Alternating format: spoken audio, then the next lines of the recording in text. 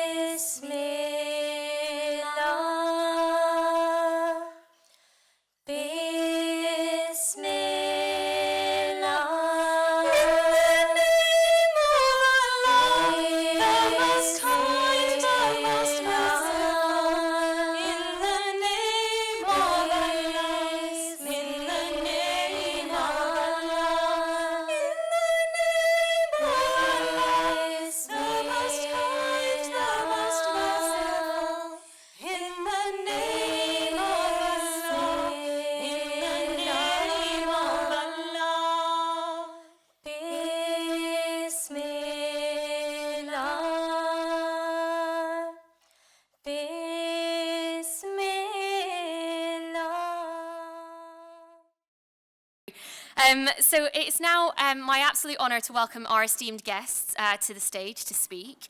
We will firstly be joined by President Noshad and then the Mayor of London, Sadiq Khan.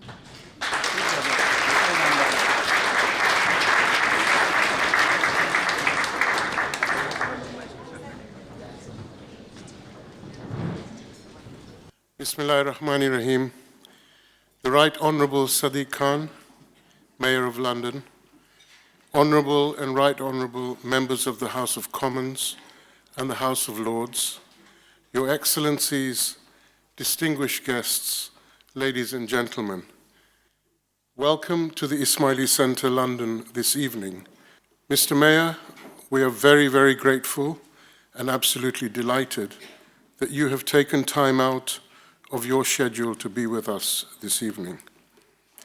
The Ismaili Muslim Community acknowledges your service to the people of London, the strides that you've made for our capital during your tenure as mayor since 2016, and the inspiration that you have been by becoming the first Muslim to be elected mayor of a British capital city, and in so doing, reflecting the rich tapestry of British society.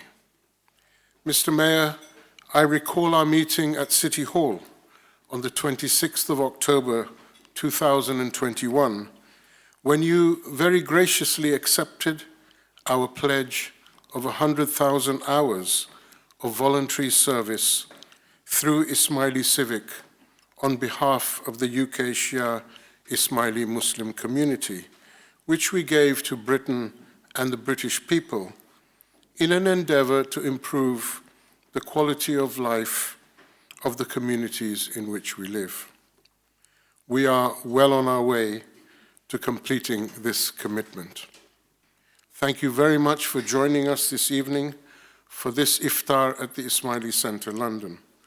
I hope that you enjoy your time at the Centre and that you leave with very positive memories and connections. Thank you very much indeed. May I call upon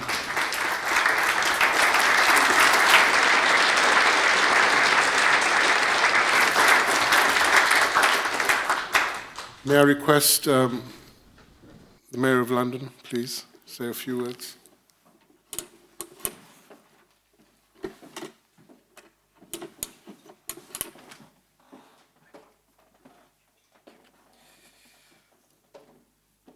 Well, brothers and sisters, I'll begin with a greeting of peace. Assalamu alaikum.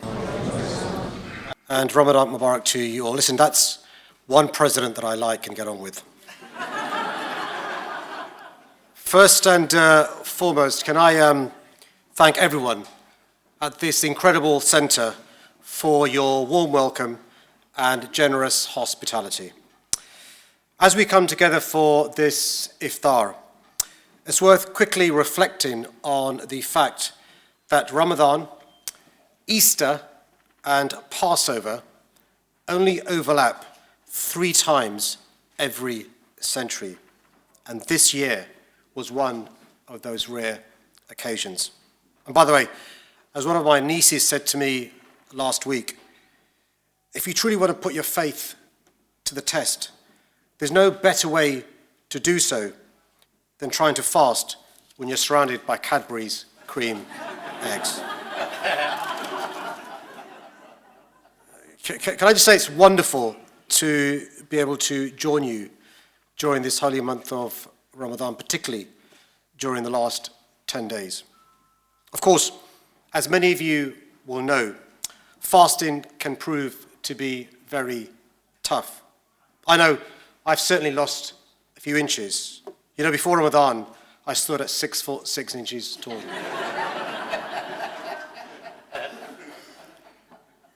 But seriously, I'd like to express my sincere gratitude to you for welcoming me back to this special Jamaat Khana and for the kindness you've shown towards me. I also want to thank your President, Naushad, and the whole team at the Ismaili National Council for organising this iftar. Let's please show them our appreciation.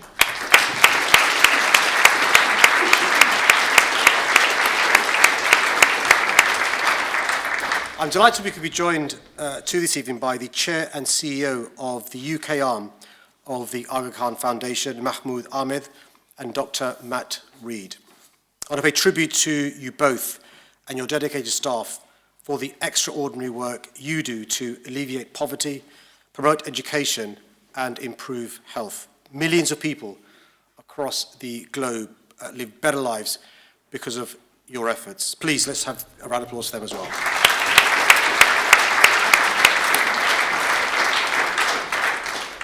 If you'll indulge me, I also want to say a heartfelt thank you to Lord Virgie. We may be from different political traditions, but Rumi has been a dear friend and mentor to me for many years. He's someone that's deeply passionate about ensuring people who look like me have the opportunity to serve at the highest levels of political office. And through his foundation, Rumi has transformed the futures of countless people, both here at home and around the world.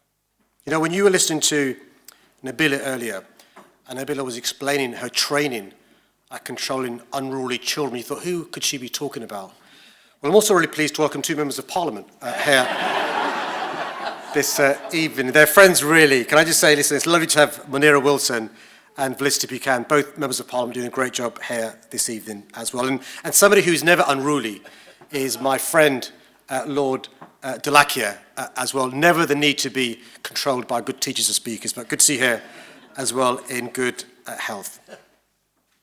Friends, you know, the last time I broke bread here during Ramadan was in the wake of one of the most difficult weeks in our city's recent history. It was the same week in which London suffered both the Grenfell Tower fire and the Finsbury Park terror attack. In the 6 years since, our city has endured many more difficult weeks. We were plunged into a public health emergency, and we remain in the grip of an economic one. With the relentless pressure and pace of life, it can sometimes be difficult to process everything that's happened. But Ramadan affords us an invaluable opportunity to reflect, to look inwards and to look outwards at our city, our society, and our world. During this holy month, I thought much about the adversity we've endured, but also how we've prevailed through these toughest of times. And one of the reasons why London remains the greatest city in the world is that we have some of the finest people in the world willing to serve Londoners, our firefighters who confront danger, our care workers who look after our elderly, our teachers who educate our young. The belief that our commitment to one another is our ultimate strength extends across our city to every community, to people of all faiths and backgrounds. And nowhere is that spirit more apparent and alive than here with you. The Ismaili community rightly prides itself on a long-held tradition of serving others, whether it's in a soup kitchen or a school, a care home or a court. Ismaili Muslims are there to give up their time and expertise to strengthen our society for the benefit of all. As you've heard, only last month, you collectively pledged 100,000 hours of voluntary work to improve the communities in which you live. You're a true source of inspiration. And as Mayor, I want to thank you from the bottom of my heart for the difference you make in our city. As Ismailis, you are, of course, part of a global family, one bound together, not only by your devotion and affection for His Highness the Aga Khan, but also by your shared principles.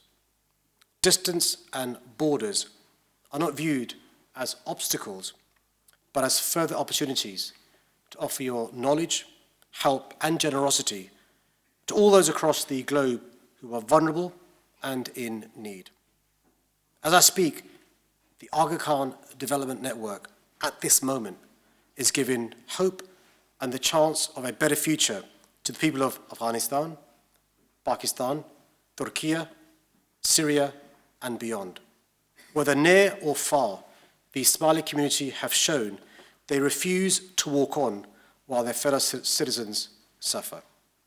On a personal level, it's always heartening to witness British Muslims demonstrate the true values of our religion by recognizing and embracing our commitment to all people and communities. So let me finish by saying that's a genuine privilege to join you here in your spiritual and cultural home. Thank you for welcoming me once again, and thank you for the incredible contribution you make. The Ismaili community reflect the very best of London and the very best of Islam. Thank you very much. Ramadan Kareem.